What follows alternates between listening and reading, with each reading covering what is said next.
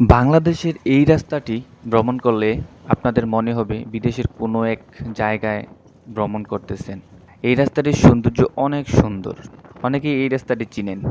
তো এই ভিডিওর মাধ্যমে আমরা এই রাস্তাটির সৌন্দর্য দেখানোর ট্রাই করব।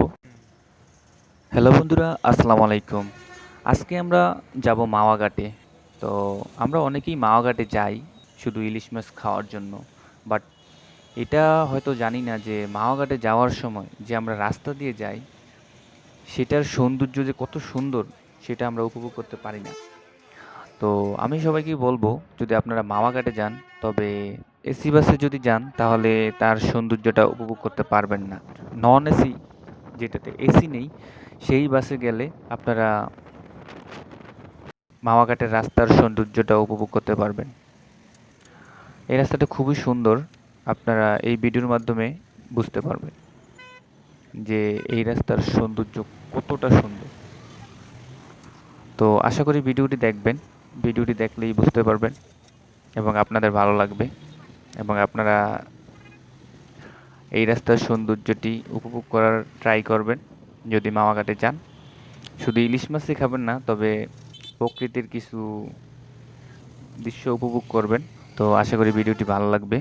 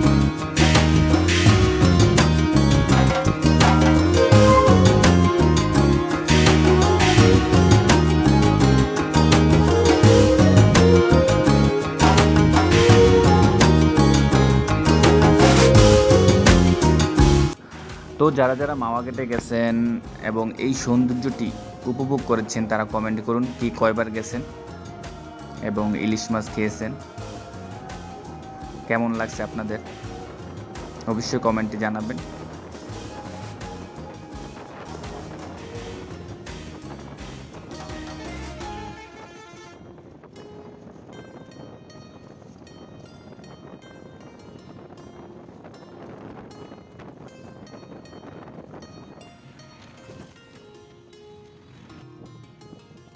তো আমরা অলরেডি মাওয়াঘাটে চলে আসছি, আমরা পদ্মা ব্রিজ দেখতে পারতেছি।